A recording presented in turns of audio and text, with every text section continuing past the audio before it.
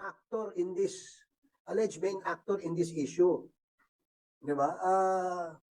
Lahat nandito, lahat nag-cooperate. But yung subject, yun ang wala. So, national as certified by the Bureau of Immigration, Your Honor. So, just for the information of the honorable members of the committee. Para alam natin sino yung hinahanap natin.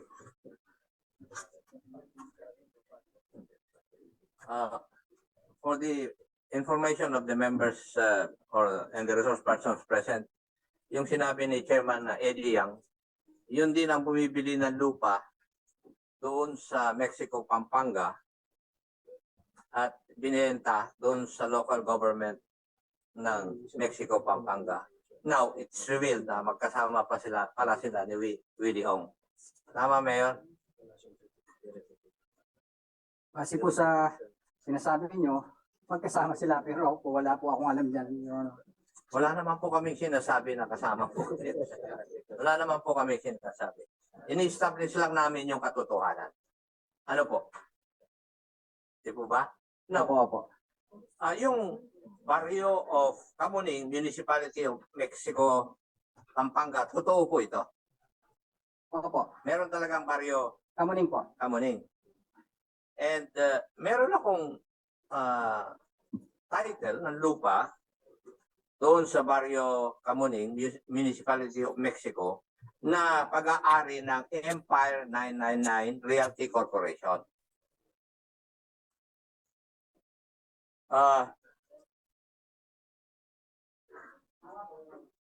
Alam niyo po ba yung lupa na ito? Nakikita ko po. Yung pag-aari ng 999 Realty Corporation? Opo. At doon nakatayo yung mga warehouses ni Mr. William? Tama po. Tama. I'll go back to my question sa Director ng PDEA. Is there any provision of law that we can run after the property or the warehouse and the real property where the illicit drugs were delivered? Yes, Your Honor. We can go after the name, the named or identified owners of the property where the drugs are seized. Kasi, do we have a protocol in order to do so? Para mapalabas si Mr. William, kung malalaman na niya, gano'n ba kalaki ito, Mayor pala? Lupa.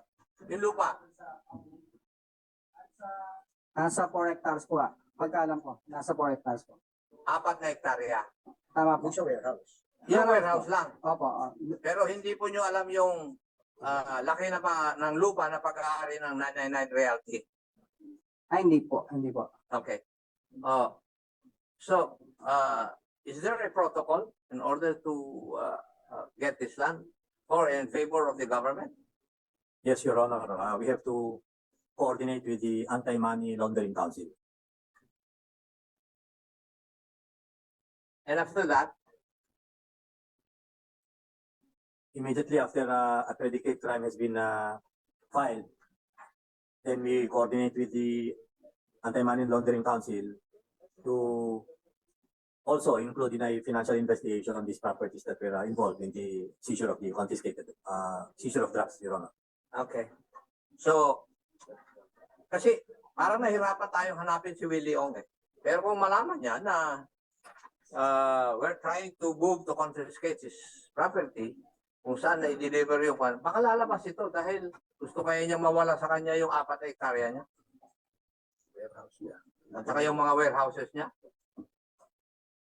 Yes, Your Honor, but I'm not trying to endorse NBI, but they are the ones on the case, so it's up to NBI to coordinate with the Anti-Money Laundering Council. Can we invite the sorry, can we invite AMLAC for the next hearing? Yeah, okay. So, Comsec, please take note of the request of SDS Gonzalez. By the way, Attorney Magno of the NBI is also present in our hearing. Maybe we can direct all our questions also to him. No? Especially, I was informed that Attorney Magno was the one who requested for information on a certain Mr. Wendy Shi and Mr. Willie Ong. Can you inform the committee as to what have you discovered with respect to Mr. Willie Ong, Attorney Magno? Just an interjection, Congressman Akov. Please, Attorney Magno.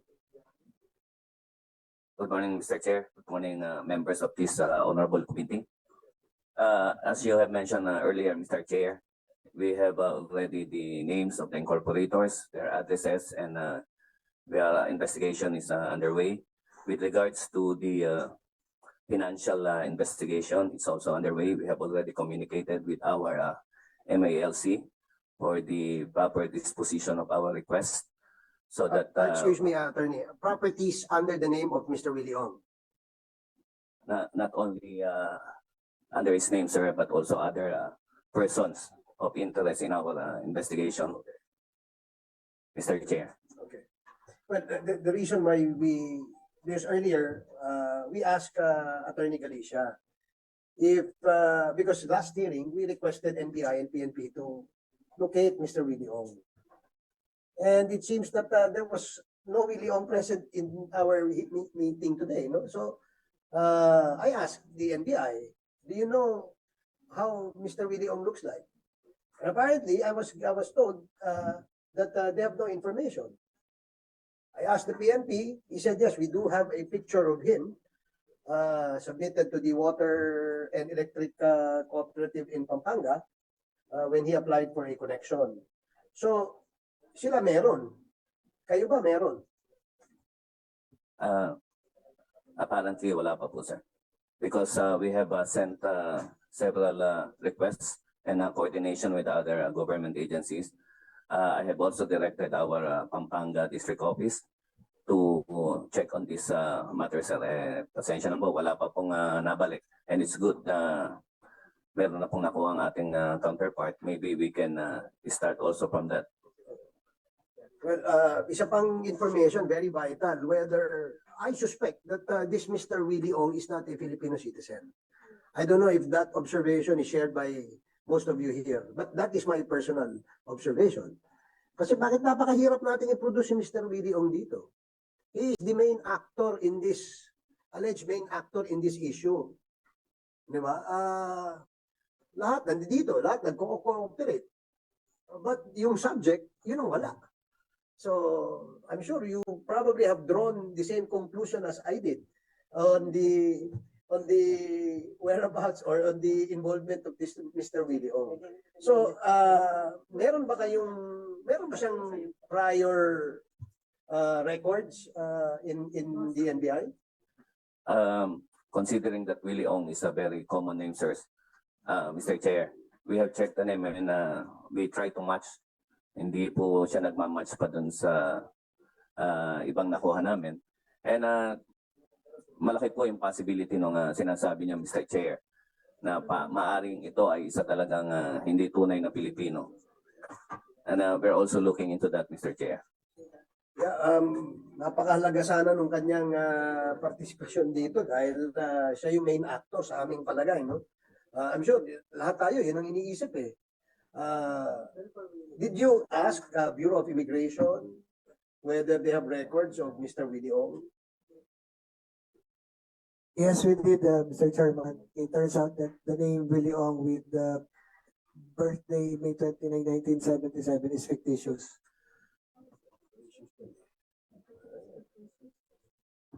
Actually, we tried also accessing the name Willie Ong. Napakadaming Willie Ong. Mr. Chair, Yes, Congresswoman Luis, no? Mr. With the Chair, indulgence, of course, of Congressman At. with the permission of my esteemed colleagues, it appears to us that we are very much challenged at least to complete the identity of Mr. Willie Ong, and more so to invite him to our inquiry in aid of legislation. So to aid us on these challenges, Mr. Chair, I formally move for the invitation of the following: all the directors of Empire 999. That includes Willie Ong, Elaine Chua, Michelle C, A.D. Young, and Jack Yang.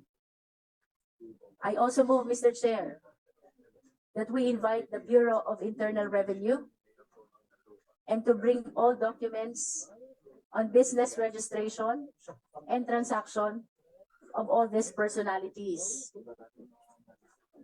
Likewise, Mr. Chair, I move that we invite as well the Bureau of Immigration and bring documents on the status of citizenship or visa which are in possession of these personalities, including their travel records. May I include, Mr. Chair, a certain Wenli Shi, which was mentioned earlier as the contracting party in a lease agreement with Willie Ong. Mr. Chair, I wish to manifest that the directors of Empire 999 all have their respective PIR registration number or TIN, tax identification number. I think it is reasonable for us to start from here. We request all the business registrations that they have out of this TIN, including the transactions that they are parties on. Mr. Chair, in one of these documents given by the SEC, the principal address of Empire 999 indicated is 1 Luna Corner, Dasmariñas Street, Binondo, Manila. I wish to ask the PNP and the NBI, have you checked also this address? Mr. Before we ask them to reply, there was a motion earlier moved by Congresswoman Bistro and duly seconded by SDS Gonzales. Hearing no objection, the motion is approved. Comsec, please comply with the request of Congresswoman Bistro. NBI, please reply.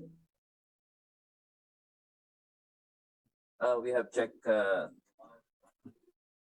in 1 Luna Street, Pitil, Barangay 154, Zone 14, Tondo, Manila. It's no longer there. We have already checked also the other businesses that he has in Cabanatuan City, 2 of which in Cabanatuan City. Sorry, 3 in Cabanatuan City, Mr. Chair. There are 4 business addresses in Cabanatuan and 1 in Tondo, Manila. The same with the other addresses of the incorporators were also checked. Mr. Chair. Mr. Chair, earlier the NBI manifested that Willie Ong is no longer in the Cabanatuan address. Just for the record, Mr. Chair, can we request the NBI to please clarify this statement, because it gives an impression that in the past, he is there. By using the phraseology, he is no longer there. So can we be enlightened on this, Mr. Chair? NBI, please. Mr. Chairman, he used to have a business in the area in Cabanatuan. He has actually 4 businesses. So he used to be there. He used to reside in the area. Mr. Chair, may we know if that is a personal knowledge or that is just a presumption because there is a declared business in Cabanatuan address? Mr. Chairman, that was checked by our agents. Personally, Mr. Chairman. So it means that the NBI was able to check if indeed there is a business existing in Cabanatuan registered under the name of Willie Ong. Does the NBI confirm? Yes, Mr. Chairman. Nonetheless, Mr. Chair, we're asking about the whereabouts of Willie Ong, not the business establishment registered under the name of Willie Ong. So let me go back to the question. Does NBI have personal knowledge that in the past they were able to check and determine that Willie Ong's whereabouts is in Cabanatuan address? Yes, Mr. Chairman. So you state for the record, NBI, that you were able to determine that the whereabouts of Willie Ong in the past was in Cabanatuan address. Does the NBI confirm that? Yes, Mr. Chairman. Thank you, Mr. Chair. That would be all for now.